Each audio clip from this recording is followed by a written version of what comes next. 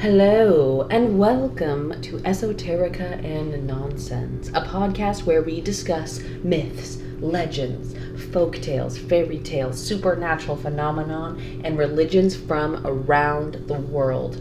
I am your host, Pepper Bell, Banana Hell, resident pepper pot pie, and I am here on a beautiful Saturday night in Oyster World, one of my favorite places on planet Earth. And I'm here with none other than Yung Oystie Melek. Hi. Hi. How are you? I'm good. I'm in Oyster World with my favorite girl. And I'm super excited about our pod today. Me too. I'm so excited. One, because I love you. And two, because this is actually a topic that I've been wanting to cover, and then I just get so overwhelmed. Like, this happens actually a lot. I will look into like a goddess or deity and just kind of freak out because there's too much. And I just feel like I don't know where to fucking start. No, I felt that too before when I started doing some research. I was like, I don't know where to begin. Because this is like such a far-reaching topic, right? Mm-hmm. Like it's like, it just goes like deep and far and wide. I'm so excited. And part of why I asked you to do an episode with me about Isis specifically is because you live with the goddess Isis herself. I am blessed in this way, yes. I have a sweet little pumpkin pit bull baby, and her name is Isis, and I'm watching her super cutely cuddled up on the couch. She just had her tongue sticking out, and she's going to be dreaming while we record this, so if you hear a little bit of cute sounds, it's coming from the goddess herself. And I would like to add that she is resting her head on an Isis pillow. Yes, hand embroidered by my sister. And Very I love cool. that. Okay, well, before you start educating me, I actually just have a random question, because I know that last year you actually went to Egypt and you were in Cairo, right? Correct, yes. And, oh, well, we're just gonna have to live with the plane noises. We're in LA, people. We're in LA. It's a helicopter. It's an army drone. I don't know which one it is, but It's fucking the news / the military. yes. We're reporting from Oyster World bunker Headquarters. yeah, HQ. Right, okay, wait. So I was actually really interested. I do know, obviously, that, like, over the last, like, 1,500 years, Egypt has been colonized by, like, a lot of cultures that erased, you know, what they had going on. But, like, did you see any Isis statues, or, like, did you see anything in Egypt that was, like, Isis iconography or info? Well, I did go to the museum, which is the National Egyptian Museum of Culture and Art, something like that. Mm-hmm. Where they have all these, it was really mesmerizing. They have a lot of the old, like, structures.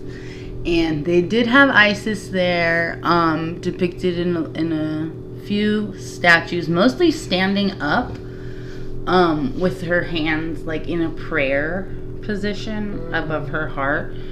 She's one of the more, like, I would say subtle of the goddesses. Like, she's kind of like, she doesn't have a huge headdress on. She's usually in, like, a linen dress. And yeah, she's pretty chill. She's pretty incognito for a goddess. I love that. Relatable. Yeah, totally. She walks amongst us. Hot.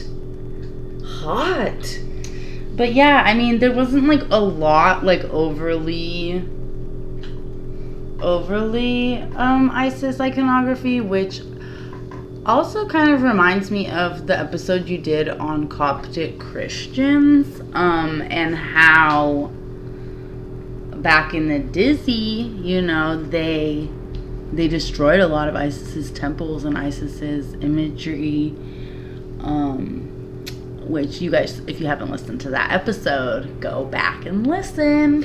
Honestly, it's a must, especially, honestly, wherever you are in the world, it's kind of eye-opening because we associate Christianity with Europe. Right. And institutionally, it really started in Africa, and specifically the European branch of Christianity is all Egyptian protocol. And Egypt, I didn't really know this until I started researching for this podcast. I didn't realize how long Egypt has been colonized and how much ancient culture has really just been erased. Yeah, and that, continues to happen to this day. We just, as humans, we really need to stop destroying our own history, It's a huge fucking bummer. Yeah, it sucks. It's a huge fucking bummer. But, yeah, I think that, in a lot of ways, Isis is one of the oldest, symbols of, fertility on the earth and just the abundance that Mother Nature provides. I think that's really, I think that's the origin of Isis myself. And then, of course, there's, the whole Mary Immaculate Conception. I think that also comes from Isis. I don't know. I'm not a super Bible whiz or anything like that, but the archetype of the mothering, abundant, nurturing Mother Earth. Hello. Oh, yeah. Okay, so educate me. The only thing I really know about Isis was 6th grade. We did a 1-month thing on Egypt, and they talked a little bit about the story of how she and Osiris got together. And fun fact, we did a festival of the Nile in the 6th grade, and I actually played Isis in the play. Really? And I completely forgot about that until right now. And this is not to go totally off track, but my teacher, Miss Carticello, I'm calling you out right now because she was it's not fair to do tryouts. I'm gonna pull your names out of a hat so that it's fair. And I kid you fucking not, she pulled somebody else's name out, and then she was I'm actually gonna pull 3 names. That so bitch. She knew what the fuck was up. And I was the 3rd name, and then she was okay, it's gonna be Annabelle. And I was damn, you're trifling. So you randomly picked. Yeah, you randomly picked. So anyway, she knew the vibes. She knew the fucking vibes. I did it with pride, and I wore eyeliner. I did a cat eye. Classic Egyptian look. Yeah, yes, and then the boys let me put eyeliner on them too. So that's all I know. I want to be educated. Teach me your ways. Well, there's a lot to unpack about Isis. I think traditionally people talk about the Isis and Osiris story. So maybe we can start there. Okay, sure. And then there's a lot of other stuff I found doing research which I thought was really cool. And I think one thing I really struggle with Egyptian history is the timeline. I'm just really bad with time. I'm even bad with time in my own life, what happened when. So the whole timeline of the history of the New Kingdom and the Old Kingdom and all of that, it can be really confusing to me. I did get a little bit more of an understanding after I went to Egypt, but still, it baffles me.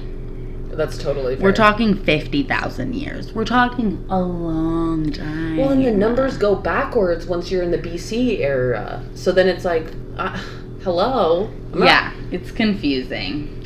But, okay, so we can start with the Isis and Osiris story, which starts... I don't have notes on this, so I'm going to go off at the top. Okay, yeah, do it. There's a few different versions of the story. Some of them have more details than others, but generally the story is Whenever you're ready, I'm gonna crack open a LaCroix. Oh, great. Love that. Could we get maybe some more tea? Yeah, baby girl. Okay, I just had to remind myself because I wanted to remember the names of Isis and Osiris's parents. All right, we're back. We're live. We're back. We're live. We're boiling some water, so you're just gonna have to live with that. Yeah, you know, this is what's happening. Okay, so yes, the ancient myth of Isis and Osiris starts with their parents, the earth god Geb and the sky goddess Nut. Nut is actually such a gorgeous goddess. I love her. She's this star. She has stars all over her body. I've seen her. And she goes like this, and she's the night sky. She's like spooning the night. Yeah. I've seen her. And then basically she touches the earth and they have this like synergy. And so that's Isis's parents. Oh my god, that's okay. hot. Wait, and who's your dad? What's his name? Geb. He is the earth god. Got it. Yeah, so basically Isis, Osiris, and Seth, and how do you say her name? Nephthys? They're all siblings. There's 4 of them. The way I understand it, though, is that Isis and Osiris are kind of the light side. They're the kind of like the ones that are doing good in the world, and they're spreading light and knowledge. And then Seth and Nephthys are kind of their like shadow selves. They're kind of like their opposites. So Osiris was like a great ruler. He kept the peace in Egypt, and he was married to his sister, Isis. Isis, right. Okay, and they ruled the land for many years. They were abundant, prosperous. They took care of business. Osiris would travel and like spread the word of how to fucking live a righteous life. And Isis would hold down the kingdom. And she was really good at it too. Duh. So yeah, basically Seth got really jealous. He is the god of destruction. And he was just like, and chaos. He's the god of chaos and destruction. And he was just like, dude, this is just like so boring. It's peaceful all the time. Like, I'm not feeling this. I want to create some chaos. Okay? And then,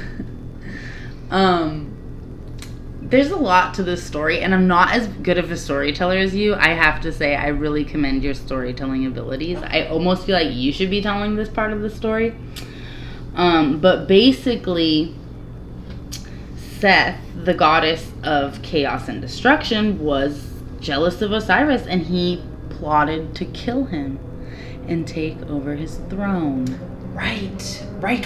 Okay, this is all coming back. It's coming back. Okay, so basically one of the parts of the story that's in all of the different stories that I read is that Seth built this like beautiful casket, and he made it like into like this whole spectacle, and was like gathered all the townspeople and was like, I have this beautiful box, and if you can fit inside it, it's meant for you. But the whole time he had it to fit Osiris. He like went to his like tailor or something. Classic. And was like, I need his exact measurements. And then he built this like beautiful casket, right? And then they had this like big party, and Osiris was like, no, I don't want to get in the box. Like, it's just not my thing. Like, whatever. Everyone else get in the box. And then he was the last one, and they're like, come on, Osiris, get in the box. Just try it out. So he finally gets into the box, and what do you know? He fits perfectly. And his brother covers the casket, and he's stuck in the box now. What a dick. Yeah, he is an asshole. So, after that, he sealed up the casket and then he threw it down in the Nile River and just let it float away. Meanwhile, I'm not really exactly sure what Isis was doing. I have heard part of the story that said that that Nephthys like had an affair with Osiris. She pretended like she was Isis. She did this like shape-shifting thing and like tricked him. And so Isis was all like, dude, I'm fucking pissed. Trifling. Yeah, so this whole incest, light and dark side, it is like, I feel like it's very symbolic. But, you know, there's levels to this. So basically, Osiris just went fucking missing, and Isis was like, where the heck is my man's? And Nephthys is like, I don't know, I like hooked up with him and then he disappeared. Bitch. And then meanwhile, Seth was like, well, I'll just take the throne, it's chill. Oh, yeah, I guess if no one's gonna be king. Yeah, and then Isis was like, fuck this, I'm gonna find my fucking man. So she went on a search to find Osiris. She found him. So then there's this whole side of this story that she had gone to Biblios, which is where actually papyrus comes from. And that's where we get book, the word book. Biblios. Biblioteca. Library, exactly. Biblio, book.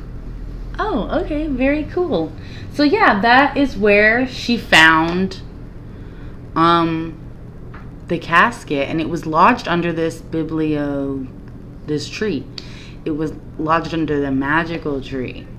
And basically she pulls up to this like kingdom, and she's like, what's really cool is like she's like a shapeshifter, like they could just like change, like, so she changes into like a regular gal, and she's like, hey, can I work at this kingdom? Like, I can like babysit, I'm like a nanny, I can clean, like I can cook, like what do you need? And then so she ends up being a nanny for the queen, and she's teaching the son all kinds of things. And basically, I don't know why, but she did like a magical spell to make the queen's son immortal. But then she got caught halfway through by the queen, and the queen was like, what the hell are you doing to my son? And she was like, oh, I was just trying to make him immortal, but you messed it up, and now he's gonna die or something. And then the queen was like, you know what, you can have him. You can just have my son, it's fine. And so Isis couldn't make him immortal, but then she had this like companion by her side for the rest of the story. You can just have him. Like, shit. So, and, because, okay, sorry, I'm really bad at storytelling, but basically it was because, the queen had saw Isis in her true form, and she was like, you're the goddess. Oh, okay, got it. And then Isis was like, well, you messed up my ritual. Like, I was trying to make your son immortal, but you just fucked it up. And so the queen was like, my apologies. You can have my son. And so also she was like, I need one more thing, lady. I need that box that's under that tree. And she was like, I don't know if I can give you that. Apparently the box was like turned into a pillar. It was part of the kingdom basically now. And she was like, yeah, I'm gonna need that thing because I'm pretty sure my boo's in there. So she got the box, and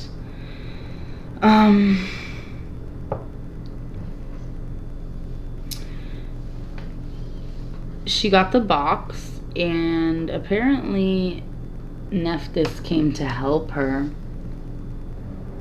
So So what happens next is that Isis got the box and she brought it back to she brought it back to the other kingdom, and she made a temple for it, and she put it in a temple. But then she was like, I know this fucking guy Seth is about to come through and fuck my shit up. So what she did was build a bunch of other temples. And that is kind of what I think is the origin of the Isis temple. She was actually outside of the temple protecting Osiris. So that's how the temples were built, with her on the outside. Oh, interesting. Yeah. So she had built a couple of those around town, whatever, no big deal. And there was only one where she was actually had the body and was actually protecting it outside. Got it. So there was a bunch of decoys. There was a bunch of decoys because she knew this guy Seth was up to no freaking good. And then eventually Seth was like, what the hell, you found the body, huh? And he went to the temple where he was actually buried. And he was like, oh yeah, you think you found my brother? Now watch this. And then he cut Osiris into 14 pieces. Yes. Okay. Yes. This is the part where I'm pretty sure there's some body slicing involved. There is. And it gets a little, like, I just love ancient Egypt because it's like, it is all the taboo things. It's like, we're dealing with incest. We're dealing with treachery. We're dealing with cannibalism. We're dealing with necromancy. Like, this is the juice. This is the meat. This is what I love. I really do. It's like a telenovela, but and more. And more. Like, and I understand that telling these stories, it is a lot about symbolism. It's a lot about, I don't know, just like, it's drama. It's drama, so it sticks with you. You know what I mean? Mm-hmm. I do think a lot about these ancient stories because some of them really are. I mean, sometimes you hear like really fucked up things, and I think part of them is like educating young people that these things exist. Because if you don't talk about these things, it's easy to think that like these things don't exist, but like there are people out there doing crazy shit. Like, you know what I mean? Sometimes it's fun to hear it in a folktale setting, but it's also good for your grandma to tell you like there's people out there who like if they wanted could slice you up. And like, into 14 pieces. Yeah. And so that's what Seth did. He said, okay, I'm not fucking with this. I'm having a really fun time ruling. He was turning everything into chaos. Famine. The crops were doing terrible. People are hungry. They're upset. He's like, war! I love chaos. Respect. I love a little chaos. It's Gemini energy. But he is also quite vengeful. So basically he cut his brother up into 14 pieces. And then, this is really the kicker. This is the part that always stuck with me. But he cut his, like, phallus off, we'll call it. His pepper. He cut his pepper off and he fed it to, like, the crocodiles in the Nile or something. So he cut him up to all these pieces. He had his little minions sprinkle all of his body parts throughout Egypt, all over. And he destroyed his little pepper. Oh, fuck. And Isis, just being a dedicated baby girl, was like, I'm going to find all these pieces. I'm going to bring them back together because I'm a magical fucking goddess. And I'm going to bring him back to life so he can be immortal. Work. Okay. So yeah, she went on the journey. She turned into a bird. And she was fucking flying around Egypt, finding his body parts, one after another. Her sister felt bad, I guess, and was like, I guess I'll help you because I kind of, like, did the whole seducing thing. I fucked up, sis. So she ended up helping her.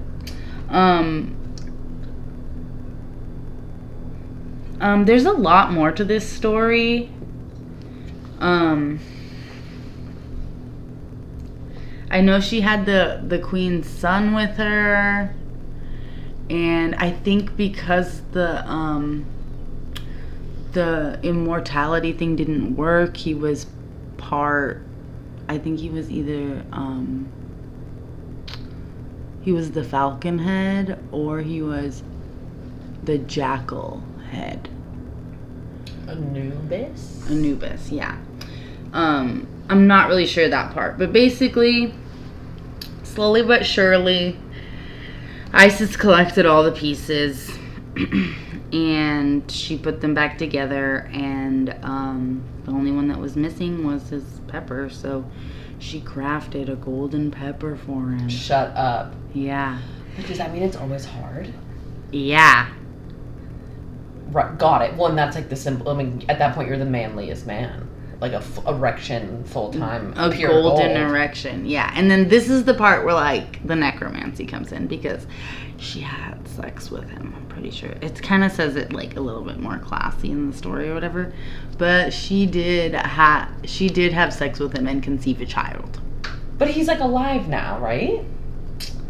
Well, she did, Is the body just fused together? Like, are we talking, like, zombie status? We're talking, like, Frankenstein shit. Oh, fuck. Yeah, and Isis is Dr. Frankenstein, and she's, like, piecing it back together. But she's magical, you know what I mean? She's, like, right. She's healing the wounds, right. like... And we're talking golden pepper. Frankenstein could never. Yeah, but he was in between the realms, basically. Okay, wait, hold on. I don't want to be too crude, but, like, I just need to speak on this. Like, obviously, I'm sure the stories don't go into detail. I wish I could, like, speak the ancient Egyptian dialect and, like, read this story. But, like, do you think, like, this is just, like, an opinion. What's your opinion? Do you think that she tried to, like, craft a pepper that was identical to his original? Or do you think she, like, made improvements? Like, do you think she made it bigger? Or, like, changed the shape? Like, what do you think? I feel like... I personally feel like she probably, like, missed his pepper, so she made it, like, the same. Plus, she's just trying to, like... She's trying to put his body back together, you know what I mean? But, like, yeah, I mean, maybe she added, like, a little something to it. Maybe a little girth. I don't know what she needed, but... A little curve. She made it work because she ended up conceiving a child with him. Hey. Through this golden pepper, okay? But her... I don't know. This is where the story gets a little sticky, because it's like she did that and she conceived. She had their son Horus, but Osiris was stuck in the spirit world and he wasn't, like, fully back to life. So that's when he became the ruler of the afterlife. And then she necromanced him, had their baby Horus, and they hid in the Nile River. They hid on the marshes. They were chilling in the bush until Horus got strong enough to fight Seth and take him off the throne. Oh, shit. And okay, wait. In the eye of Horus... Wait. Ra is the sun god. What is... Ra is apparently Isis's grandfather. Oh, okay. And what is Horus considered the god of? Like, do we know anything about Horus and, like, his vibe? Horus, also known as Heru, is most notably known as the god of kinship, healing, protection, the sun, and the sky. He was most often depicted as a falcon or a man with a falcon head. Okay, got it. Yeah, he has his own hieroglyph. Okay, this is, like, also kind of out of left field, but something just came to my mind. Confession, I've watched quite a bit of this reality show called Shaws of Sunset. It's very trashy. We love that show. Shout out to everyone on the cast of Shaws of Sunset. Never heard of it. It's basically, it's about a bunch of Persians who were, like, born and raised in Beverly Hills. And, yeah, it's, like, out of control. But it's so addicting. But it doesn't matter. So there's a term on the show, and I don't remember how to say it, but basically, there's, like, a character whose mom is obsessed with him. Like, he's a mama's boy. And there's, like, a Persian term that, like, mothers use for their favorite son, which is, like, it translates to the golden penis. That's, like, what they call their son. They call their, like... That is so crazy. I know. But so the reason why I thought of it is because I actually don't think I knew about this golden penis aspect. Because, of course, when I learned this, I was in the 6th grade, and they were like, we're just going to omit that for the children. Yeah. But I do know that, like... You know, like, Persia, aka now I think they're considered, like, Iranian, but, you know, like, Mesopotamian culture was born there, and, like, I know that Mesopotamia and Egypt actually shared a lot of mythology, but, like, obviously they just kind of, like, branched out slightly. But I'm interested to see if there is a story in Persian mythology that has, like, something similar, maybe, like some story of, like, a god with a golden pepper, because, like, why would they be calling their son the golden pepper? I've never heard of a golden pepper before. Yeah, I mean, I'm pretty sure. And the thing is, too, is like, okay, this supposedly happened, like, the longest ago, right? Like, all these other stories came after. But Isis and Osiris, they're, like, the original myth story. So I feel like it had to be related to this story we're telling here today. Yes. 100%. But I personally have never heard that. That specific thing, which is like... Anyway, we'll save that for another pod, huh? But yeah, that kind of... that's kind of what went down. And... yeah, basically, that's the story. And the son that the queen gave to Isis ended up being the jackal-headed god Anubis, because that son was told to stand outside of the tomb where Osiris was buried and protect it. Oh. So he ended up being like the protector of the afterlife, and then the person who weighs the heart. Which also was crazy because that's a black dog. And yeah. It's this is a callback to an episode I did on the black dogs, which it seems like in every fucking culture, black dogs are the protectors of the gateway into the underworld. Stay woke. Yeah, no, honestly, there's a few things in this story that bring me back to some of your episodes, which I will talk about in a little bit. Okay. So yeah, that's pretty much the story. I don't really know what happens at the end. Well, it sounds like Osiris is now just like the king of the underworld. The afterlife, yes. The afterlife. And then Isis is still like living in the living world. Yeah, I just think it's very symbolic because like it's kind of talking about the end of the matriarchy and like the last good king in a way, because he like let his queen rule and was like, I'm about to go tell everyone how sick and dope we are, and like we got the crops popping off. I'm just gonna go spread this knowledge, and like you can rule. And I think that is kind of the symbolism of the last matriarch, because then Seth comes through and is like, nah. I want it to be chaotic, and I want it to be brutal, and I'm gonna chop my brother up, and like that was kind of the start of the patriarchy, in my opinion. Oh wow, that's such an interesting point too, because really that is kind of the theme of the patriarchy, right? Like it's the king isn't actually the one who's the most qualified, the most humanitarian, the most interested in the health of the people. Usually the king is the one who fights his way to the nail to the top by any means necessary. Right. And that's like why it's been so problematic, and like it's become a feudal system, and it's like, you know, you either fight your way to the top or you inherit it.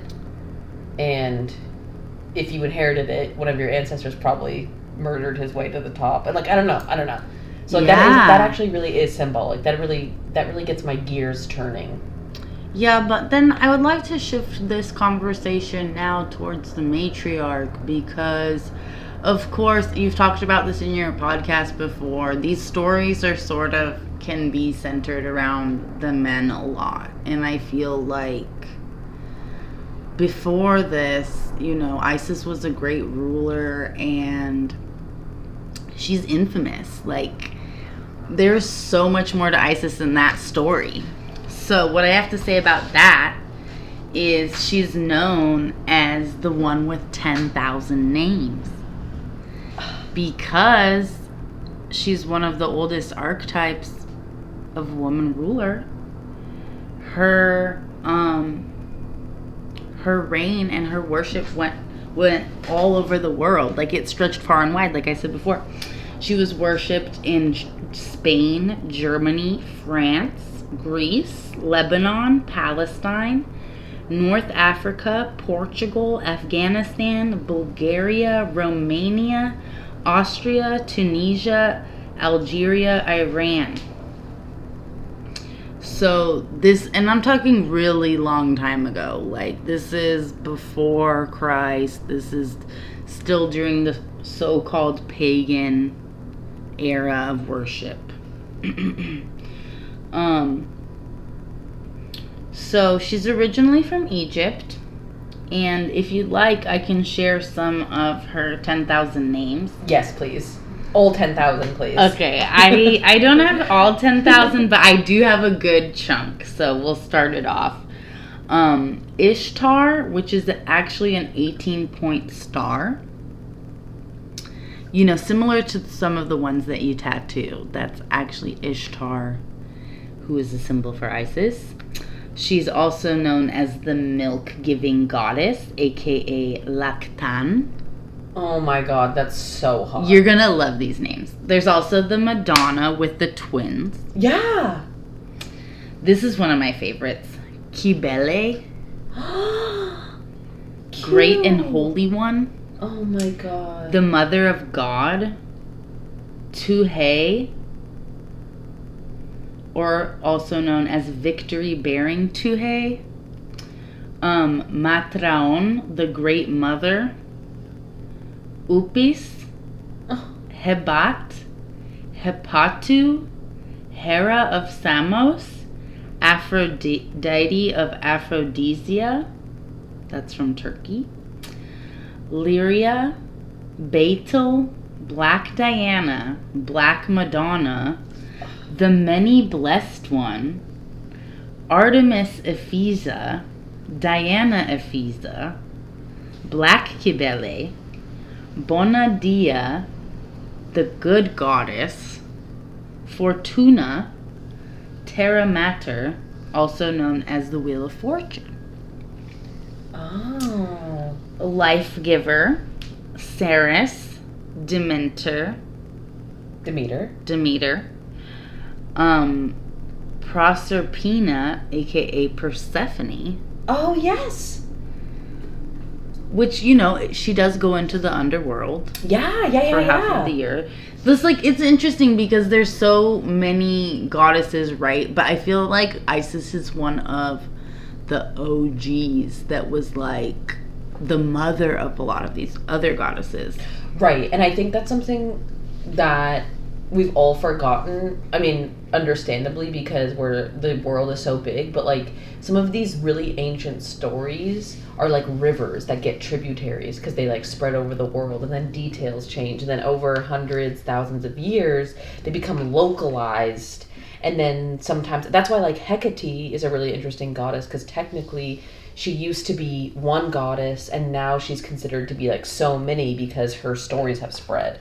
Right, exactly.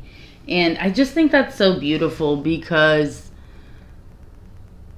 with what's going on in the world today, I just feel like in that part of the world, it was such a melting pot of all these different cultures. And like all the different cultures have their own little twist to the story and their own way they honor the goddess. And they all came together and would bring all their like little ideas together on their names. Like they all had different names for the same goddess, you know? You thought I was done with the names? I'm not. Okay, we have Parse, goddess of birth and fate. Matrone, which is the three goddesses, which actually brings up a whole nother tangent about this one time that I did DMT and I saw the Trinity goddess, and it was like three goddesses, but apparently it was one goddess. Well, and that's Hecate, technically. So I feel like Hecate is also Isis, because Hecate is the goddess of crossroads, and she's the triple goddess, the goddess with three heads. Exactly. This is getting so hot because it's like a bunch of like bad bitches unite. Which brings me to another point. How about I come back to some of these names because I want to tell you more about the worship of Isis. And basically they used to have these like female-led ceremonies in the woods, and I have all these details about what they did at these ceremonies. And basically it was like a gathering in the woods at night, which is like classic witch like stereotype, right? And basically all, like I was saying, all these people from all over different regions would gather and each shared their own version of their goddess stories. They would do blood offerings. They would prepare garlands of pomegranate and seeds. They had libations of water on shrines. And she was often depicted with a serpent around her arm, which was said to represent her like magical healing abilities, which is still sort of used today with the Asclepius's staff. That's the staff with like the two serpents. Right, for they use it for like RX, like the medicine symbol. The only reason why I know the name is because of Black Dynamite. Asclepius, of course. Yeah, I missed that one. But basically these parties were lit. Like they had drums, they had cymbals, they were dancing. She's often depicted in some of these other cultures. So we're like kind of moving out of Egypt now, and we're like in, you know, the Middle East, Asia, Eastern Europe, even all the way to France. But she was often depicted on the lion throne. Like she had lions by her side, like with snakes. Gorgeous. And basically at these parties they would like set up altars and stuff for her. They would bring offerings of datura, garlands of amber and pomegranate seeds dipped in gold. Like, yes, yeah, please. You wish. Garlands of poppies. Trippy. Crowns of grain, feathers. She wore a crescent necklace, which kind of reminds me of the High Priestess. Yeah. With the crescent necklace. Yeah. Apparently, this is in my notes, mango boob shirt. Love that. So I think she had like mango shirt. Oh my god, like a little mango bikini top? Yeah, but like with a bunch of mangoes hanging off of it, like boobs, like 100 boobs. Hot. She had a skirt with roses and bees embedded to it. So these are all like night ceremonies where they're doing these like elaborate offerings. And yeah, she was... When you said blood offerings, which also makes me think of, like, free bleeding. True. Yeah, I mean, all of this, I think, was very just, like, natural. And they're like, we're just giving thanks to the abundance, like, of, you know, the year, the harvest. Like, thank Fertility. you for the beautiful Mother Earth goddess who walks amongst lions and snakes and brings mangoes and, like, all kinds of, like, all kinds of offerings. You know what I mean? She's the one that's nurturing us. Oh, okay, wait. My mind also just went to a really, like, kind of stoned tangent, but I actually think that I'm on to something. So, we were talking about the triple goddess. Yes. And I didn't know that Isis was associated with the triple goddess. I always thought of Hecate.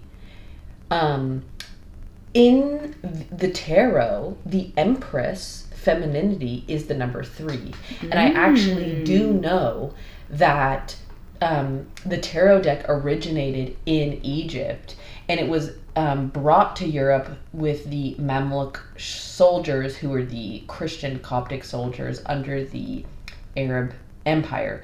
However, okay, so at that point they were using it as a card game, but I do think that originally it was used for, like, divination. Long story short, the Empress, which is the archetype of femininity, was originally called Isis, and it was the number 3. And the Emperor is the number 4, and then, this is like the brain blast. I thought of the pyramid. The pyramid has a square bottom and pyramid faces, which is like the intersection of man and woman, the intersection of Osiris and Isis. Yeah. Wow. I just love your brain. You have the coolest brain. Thanks, babe. I mean, like, there's a reason I feel like I just want to collect as much information on this ancient shit as possible, because I feel like the more you collect, it all starts clicking. It does. And, like, it feels really random at first. Yeah, it really all goes back to, like, the same kind of stories, which is, like, it's just interesting how it's still confusing to me, because I'm still unlocking these keys, because I don't know, it's just like we've heard so many different tales, but it's really about getting the symbolism out of the tales, like, the, you know what I mean? And in your defense, I think it is complicated sometimes to get the symbolism, because we have been robbed of the cultural context. Right. You know, like, when a culture is colonized and they're not allowed to speak their language, and their temples and their scriptures are burned, we miss cultural context. So, like, that's why, like, you could even have someone translate the hieroglyphs and still not actually understand what they're saying, because something like an apple in their culture could actually be a symbol of virginity, and to us the apple is not. You know what I mean? Like, that's just a random example. I'm just saying, like, we, for example, in the US, and I think Europe too, like, we think of the cherry as the symbol of virginity, because, like, you pop a cherry. So, like, when we read stories of like cherries, it's very sexualized, and, like, we that's an example of, like, a cultural context. Right. That we miss. It's hard to, like, decipher these stories. No, absolutely. And it's like a lot of this is like oral tradition that, you know what I mean? Yes, right. They had to kind of hide the actual knowledge they have in these kind of coded stories and stuff. Mm-hmm. So it is like, you know, unpacking like a puzzle, or, you know what I mean? It's in between the lines, if you know what I mean. But basically they were having these offerings all over, worshiping Isis, calling her different names. Terrifying men, period. We love that. Which they eventually put a stop to. They were like, we Naturally. fucking hate these bitches. Naturally. But, like, she was fucking awesome. Love. Another thing I wanted to bring up was the rest of her names, but also that she's known as the original Sumerian pantheon. What? And she is known to be the first of the Naturu, aka the Anunnaki. Yeah, and I'm so glad you're bringing this up, because I was going to bring it up later, but I was like, yes, okay, sorry, keep going. No, which brings us back to one of your other episodes, which is the aliens, specifically Aliens Part 2, I believe, which is another amazing episode you did. Highly recommend to anyone who hasn't listened, because, spoiler alert, they talk about the aliens are worshiping a goddess in Egypt. Oh, no, in Greece. And, this was all happening around there. But, yeah, Isis is known to be the one mother that combined the Anunnaki DNA with the earthly DNA. So, that's also a huge part of her myth. Yes, which, I follow a woman named Barbara Marciniak, who is a human native to planet Earth, but she channels a group of Pleiadians who are basically from the star system of the Pleiades. They have transcended physical reality, and she channels them, and she does talks and answers questions from humans, and they talk a lot about ancient world history. They talk a lot about the Anunnaki in context of planet Earth, and this is exactly what they talk a lot about. They talk a lot about ancient religion as actual history and not actually as a made-up myth.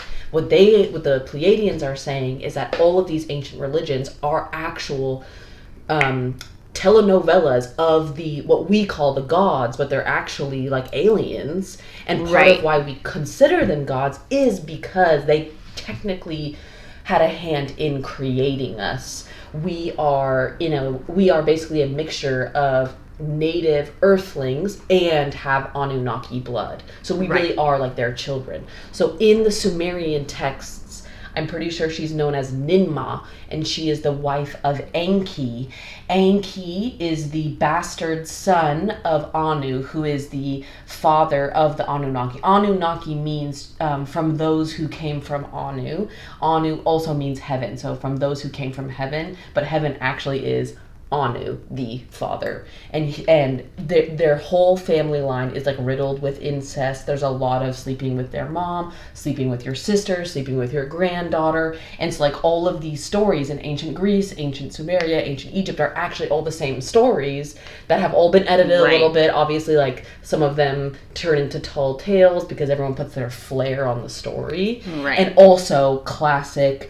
Sometimes the stories are edited to favor a certain god. For example, when you were talking about Osiris and Seth, there's another part of me that wonders, it almost sounds like Osiris and Isis wrote the story, or it's their side, because what if we don't know the whole story and Seth had a reason to be annoyed with them? Do you know what I mean? Right. This whole hero villain storyline can be so loaded, because everyone in their mind is the hero, and the other person is the villain. Absolutely. Yeah, I do kind of think about that dynamic of Osiris and Seth and Isis and Nephthys, that could just be just the same person. You know what I mean? And different aspects of their humanity, because we're all so complex, and we're not all spreading love all the time. Every one of us has a shadow self, and I feel that sort of has that connotation with the myth that Seth is the opposite of Osiris and Nephthys is the opposite of Isis, because Nephthys is actually one of the goddesses of death. So yeah, it just makes you think, what's really going on here? It's just, it's coded. It's coded. I love talking about this shit. Oh, wait. I love talking about this shit.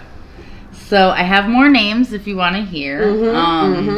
I think we left off at Persephone. So we have Parse, the goddess of birth and fate, the giver of inception, protector for childbirth, the great provider, Rose Merta, aka the butter and cheese maker. Shut up. Yeah. And it sounds like rosemary. it probably is. Merta. Yeah, they probably threw some rosemary in the butter and cheese. I mean, that sounds great. Wait. That makes so much sense because Merta, I think, is mother. Because I know mater is mother. So Rose Merta is like Rose Mother. Rose Mary, Mother of Jesus, Mother of God. Mary, Mater, Rose. Okay, sorry. my brain is like... No, seriously. It's all in there. And what's crazy is, like, we kind of know it. It's just, like, it's in there, like... buried. Yeah, it's buried and it's being jumbled around. We have all of the pieces, but they're just jumbled around. Yeah. You know? So, yeah, I mean, Rose Merta, the butter and cheese maker. I mean, yeah, that's a goddess if I ever heard of one. Am I looking in the mirror right now or what? Okay, then we have Dirona or Dirona. My Sharona. AKA Sharona, AKA Sirona, which is like siren.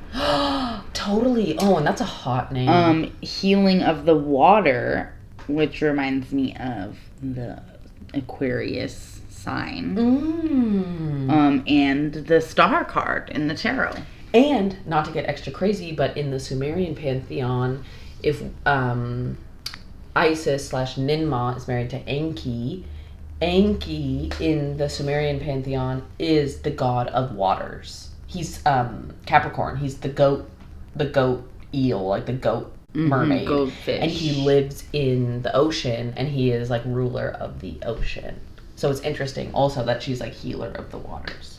Yeah, and Capricorn comes first, and then Aquarius comes right after Capricorn. Oh my god! Mm-hmm. Shut up! I didn't even think about that. Yeah. And we're in the age of Aquarius. It's just like a lot. That's the thing about Isis. It's like this is like the oldest story. Like, you know what I mean? So it just covers so much. We're in the age of Aquarius right now. It's the age of Isis. It's the age of the comeback of the goddess. Like, please. Fertility age, people. Let's wake up. It's time to be fertile. It's time to be nice. It's time to bleed into the soil. Yeah, Isis right now dipped in gold. Is like in her Sekhmet era where it's just blood. Like she's menstruating and like the earth is bleeding right now, and it's just like really sad that we're treating our mother like so badly, and she's mad and she's sad. We're supposed to be like loving the earth and like worshiping the harvest, and you know what I mean, like the Mother Earth is abundant. She's so generous. She just wants us to have everything that we need. 100%. And all she's the our medicine actual mom. I think people don't take that seriously. The earth is actually our mom. Like all of the molecules in our body are borrowing atoms from her. The carbon, the hydrogen, the oxygen, every single thing in our body is hers, and we're borrowing it for like a second. Right. And then being sent back to her. This is like, and yeah, so I don't even believe in worship. I think worship is a slippery slope, but I do think our mother, planet Earth, is to be worshipped, is to be respected. Yeah, it's definitely to be honored, and like I'm in complete wonder and amazement. 100,000, 50,000 years later, that like the intelligence of nature and like we really have everything we need on this planet, but it's not enough for this greedy patriarchy. Well, it does make me think of this film. We just watched it. It's called Embrace of the Serpent. Everyone should watch it. Stop what you're doing. Stop what you're doing right now and watch Embrace of the Serpent. It's an incredible, beautiful film. But there's a line that a character says. He's like native American, and he's like native to Colombia. He's in the jungle. He's an old man, and he's like carving a mural onto the rocks. And this white guy shows up, and he's like, "What do all these symbols mean?" And this guy is like, "I don't know. Like, I used to know. The rocks used to talk to me. The plants used to talk to me. The animals used to talk to me. And now everything is silent. I don't know what they mean anymore. But I just, like, it's like basically like muscle memory now."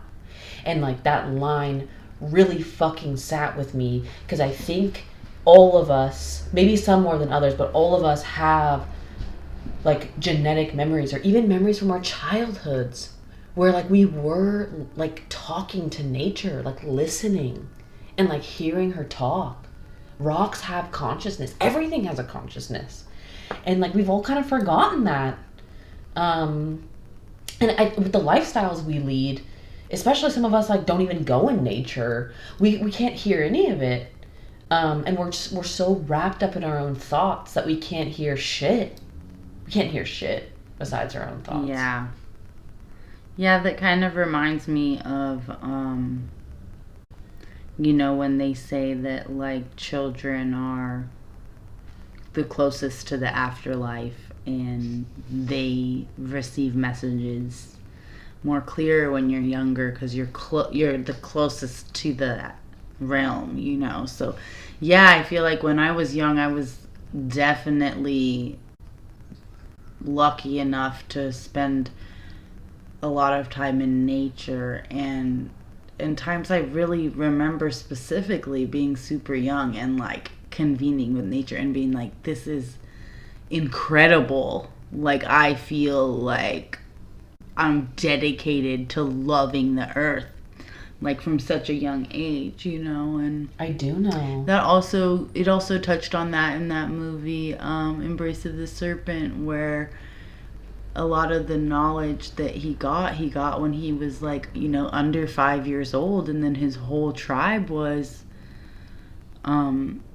exterminated, and he still carried that knowledge just from those first 5 years of his life, and also from the other realm, you know, and from communing with the plants, because basically what his elders had taught him was how to cultivate plants and use them to talk to the god, the spirit of that plant. And I mean, I feel like I could do a whole episode on that movie, but honestly, so good. I really that movie really is kind of about colonialism as a huge concept. And I mean, it's specifically about the colonization of Colombia, like if we're going to get specific, but it really, that movie I think is about colonialism as a concept and what it does to the land and people. And like a really big thing that it made me think about was the idea of knowledge. And like in the Western world, in the colonial Western world, knowledge is like finite. You like read it in a book. It's like yes or no. And I feel like this native man was taught knowledge differently. Like they were teaching him how to have a conversation with nature. You know, yes, he knew how to like make potions or powders out of plants, but it's like you do that to talk to the plant. And the plant will teach you. You have to be willing to listen. Yes, right. And so, and receive. A lot of their knowledge was actually teaching young people how to listen. Instead of like, I'm just going to drill facts into your mind. Because like, what is a fact? There are no rules. Nature is the rules. Nature rules. Nature fucking rules. Love that tangent. Watch that movie. Watch that movie. Stop what you're doing and watch it. You thought I was done with the names. She has 10,000 names. We could just sit here for another, 3 more hours just talking about what names she have 10,000 daughters. How about you have 5,000, I'll have 5,000. Okay. And then Isis over there can have a couple thousand. Isis is KO'd. Her tongue is sticking out. She's twitching. She's deep in a dream. She's dreaming of her life back in ancient Egypt. Yeah, as a literal goddess who is so spoiled. Believe me, this dog is living a goddess reincarnation life. I think she's dreaming that she's on a walk right now because her front paws were they were slightly paddling. And she's got her tongue a little bit out on the middle of the couch. And her tail's wagging. She's a happy girl. Oh. This is the way it should be, you know. Yeah, it is. Yeah, I guess before I say the last of these names, I also think it's kind of important to say that the name ISIS has been butchered and slaughtered here in the last, I guess, 10 or 15 years with the whole terrorist organization. And I just feel like that is important to be said because you really see how the goddess Isis is such a threat for the patriarchy, and they have to control the narrative around even the name. So they use the name for some like really heinous. Right, it's like a bad word now. It's a bad word, and like that's what I would get when I tell people my dog's name, which by the way, she came with the name. Like I didn't even name my dog. Like somebody had given her to me and they said you can have this dog, but her name is Isis. Like so anyway, I would tell people, what's your dog's name? And I'd say her name's Isis, and they'd be like, oh my god, and just like turn around and walk away. And I'm like, yeah, the propaganda is really working on people, and right. I just wanted to kind of air that out because I feel like, yeah, they really wanted to bastardize that name and recreate it to mean something terrible when it's such a powerful, beautiful, ancient. I mean, we're talking thousands of years of it meaning one thing. Right. And now we're looking at, like, what, 15, 20 years max? Yeah. Of it meaning, like, the opposite of that? Yeah, so I think that's really sad, and I felt really sad every time somebody would tell that to me, and I'd say, no, she's named after the goddess Isis. So I thought that was a good thing to add in because I'm just, like, disappointed.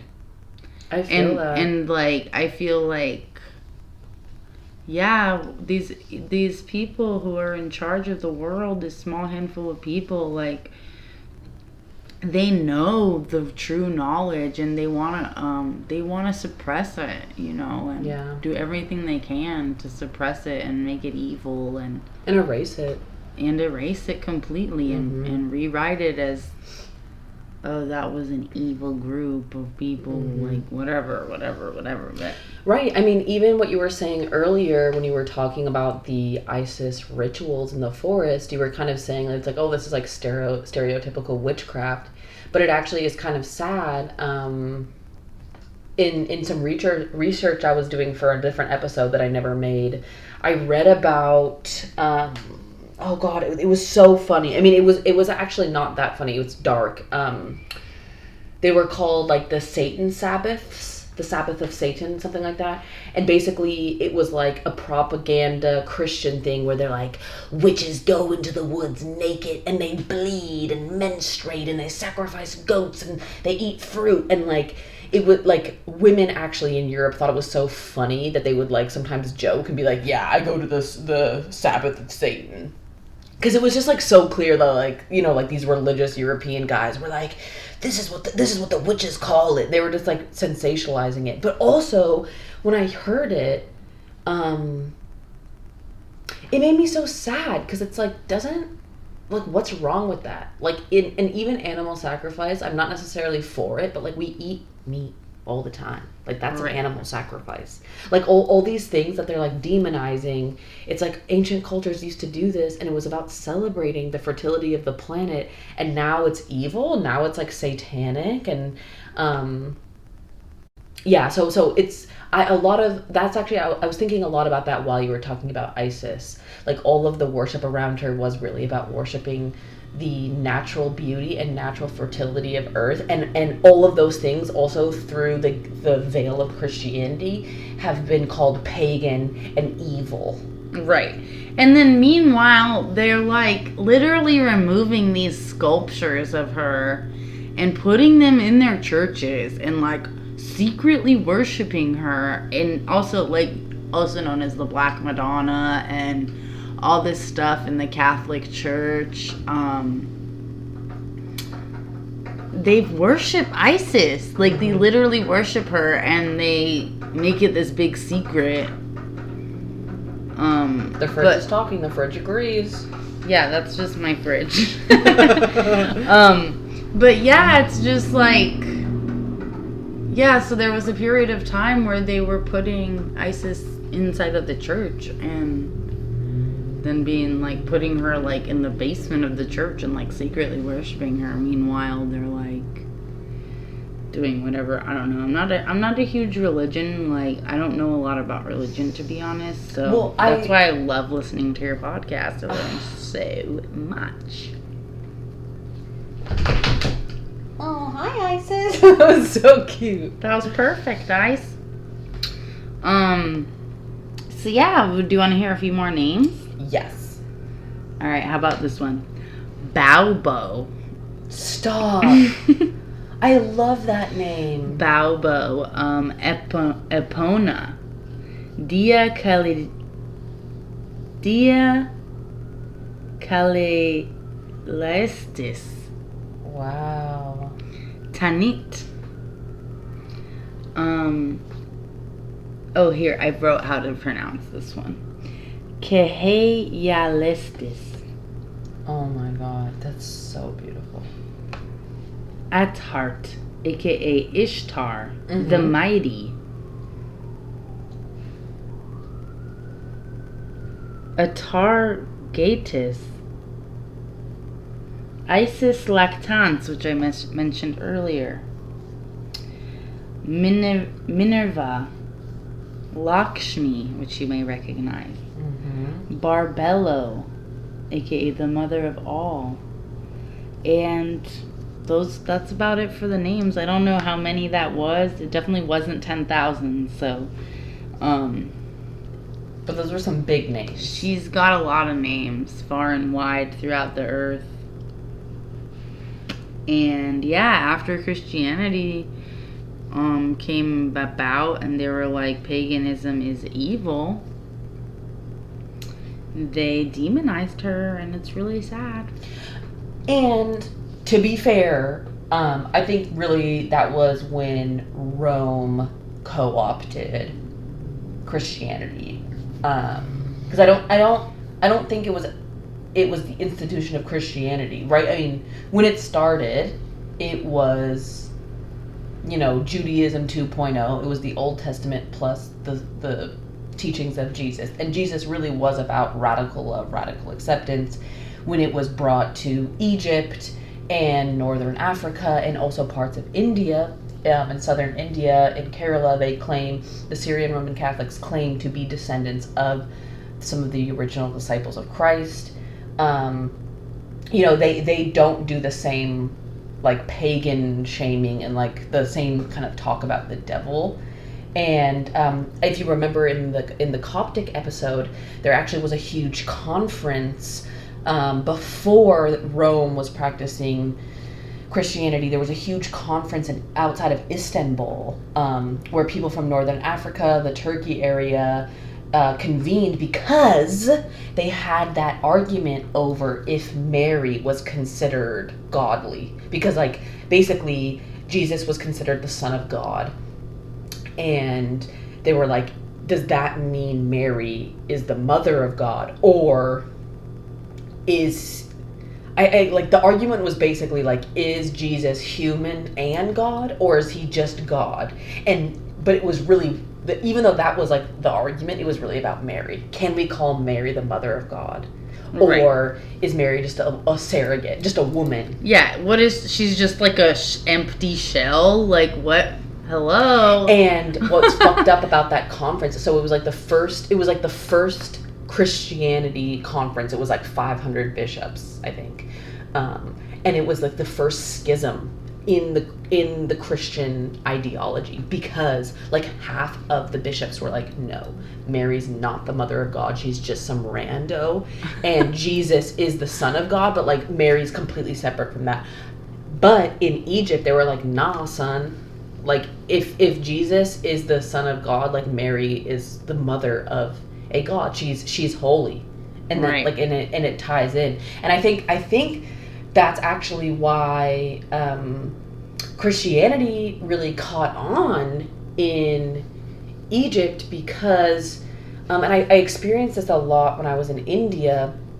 When I was in India, and I would meet people, and anytime like Christianity was brought up, they're like, "Oh, don't you know? These are just retellings of our stories.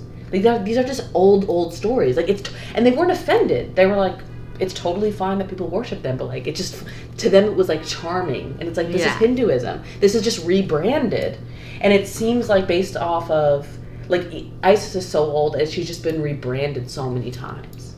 Well, yeah. I feel that, and I feel like also, like we were talking about her being like the mother of God, like, or from the Anunnaki, like, yeah, was she extraterrestrial, or was she actually the Mother Earth, you know, like earthly contribution to what is mankind today?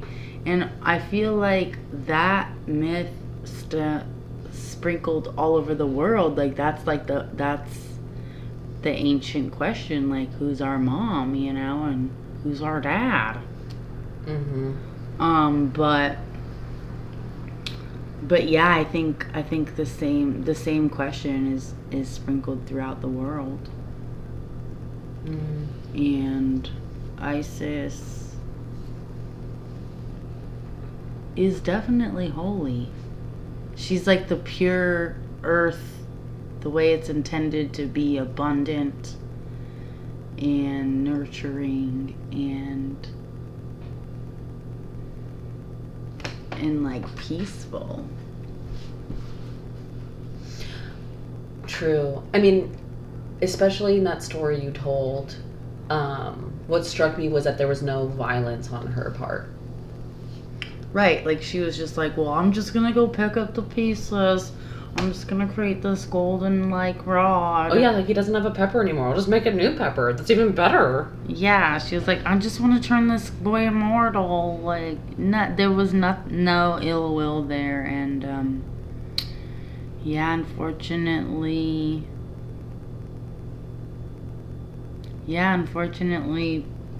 violence is a powerful tool that's used against us, and especially the peaceful.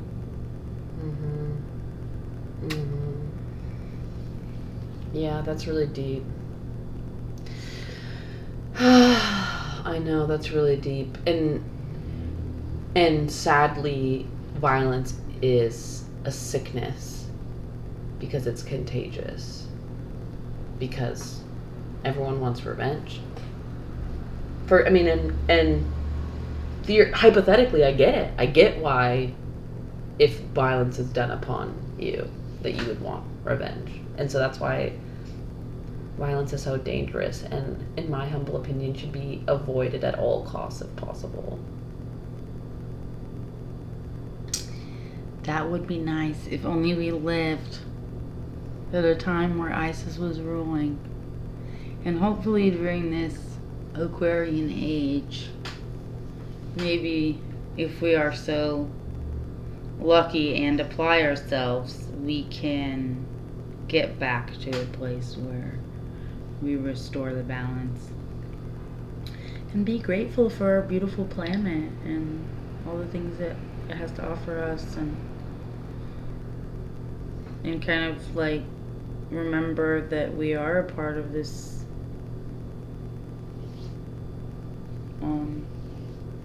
place, this earth community. Yeah. And to be grateful for ancestry. Like, humans are remarkable, and human history is full of really sad, dark stories, but also humans are so remarkable. Like, there has been so many human accomplishments. I think what I'm really saying is every human culture should be celebrated, and we should talk about them. Yeah, that's why your podcast is so cool, and I'm so honored to be on here, even though I'm not a fraction of a good storyteller as you. Don't be silly.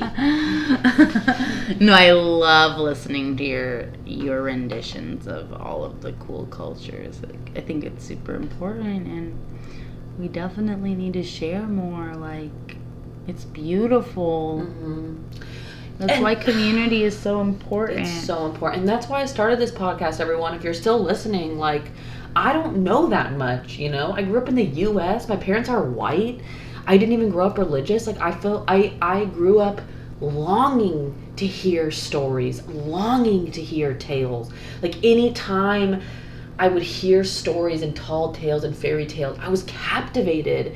Not only because, like, the stories were interesting, but I was captivated by the idea that these stories came from thousands of years ago. Mm-hmm. And like that's what would get my mind reeling. I would think about these stories, but I'd think about like, whoa, like, did a kid in ancient Greece hear this story? Did a kid in ancient Egypt hear this story? Like who are the types of people that were telling it? Like, I just think about the chain of human beings, millions, billions of human beings that have lived on this planet and have had lives, loved ones, had babies, like lived an entire life that was so meaningful, so visceral for them. And now to us, it's like they're no one. It's like a dream, you know? Like, and to me, that's the most interesting part of being human. And that's what I hope to spark interest in others, like to be interested in humanity as a whole, not even just right now, but like past and future. Like, there has been so many humans alive on this planet. Like, I want to know more about them. You know, like, I want to know about the bitches who are in the woods worshiping ISIS. Like, that sounds fascinating. Like, we're just hearing stories, but like, I really wish I could see their outfits. I wish I could know some of their names. Right. You know, like, I wish I could really like see what they were doing. But the cool thing is like, we are related to them, and in a way we're communing right now. Like, we're just like the sprinkle of the end of the story, you know what I mean? And Or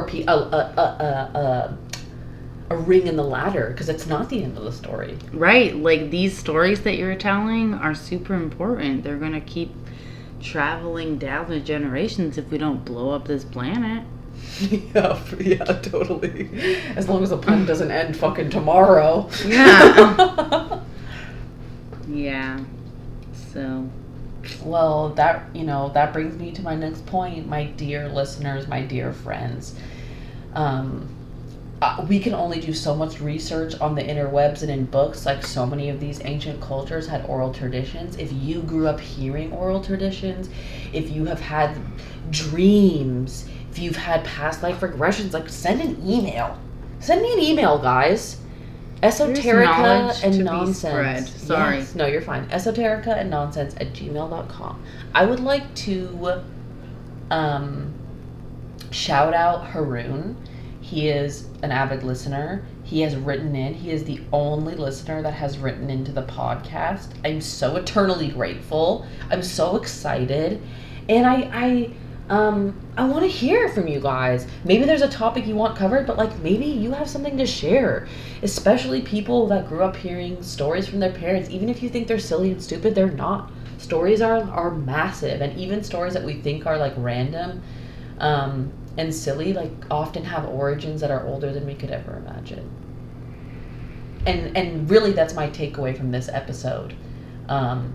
You know, like, all of these goddesses we've heard of from around the world, like, we don't even think about that they could have had a name older. They could have had a story older than we even realize. right. No, that was something that surprised me as well, when I was like, oh wow, like, she had quite a far reach throughout the world, and is technically kind of like a secret part of like one of the biggest religions that's still active on this planet. Like, she's just, it's pretty wild. She's the one.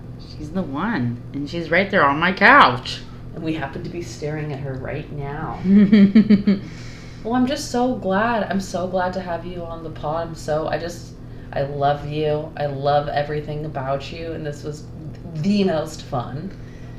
I'm so honored to be on the pod. I would consider myself the biggest fan of the pod. If anyone wants to contest that, they can write in because I'm going for the number one spot here. I'm your biggest fan. I just think you're so smart and cool, and you're definitely one of our precious, needed storytellers in this lifetime. Oh, babe, I'm like, you're gonna make me cry. Thank you so much. That is so nice.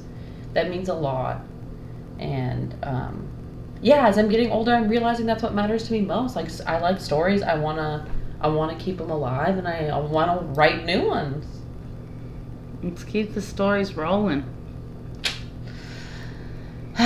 Whatever you say, baby girl. Tell me a story. Well, I actually I can't wait to do my next episode, which will be about Palestinian folktales. I'm really excited for that. You already got a preview, but stay tuned, everyone. That's a little preview into our next episode. Stay tuned to Esoterica and Nonsense. And please, everyone, please take good care of yourself and follow your heart. And I really mean that. Like, if your heart tells you that something doesn't feel right or something doesn't feel good, like, don't fucking do it. We need to trust our hearts and trust our intuitions. We were all brought to this planet for a reason. This is not random. This is a magical planet with so much beauty and so much love. And we are all here to enjoy that and to contribute to the fun, the beauty, and the serenity. So I really hope everyone takes good care of themselves. I'm sending so much love to all the human beings in Palestine, and I just wish for peace. I wish for peace for everyone. I wish for peace and safety and prosperity. Yeah. Choose love. Please. I love ya. Over and out. Over and out.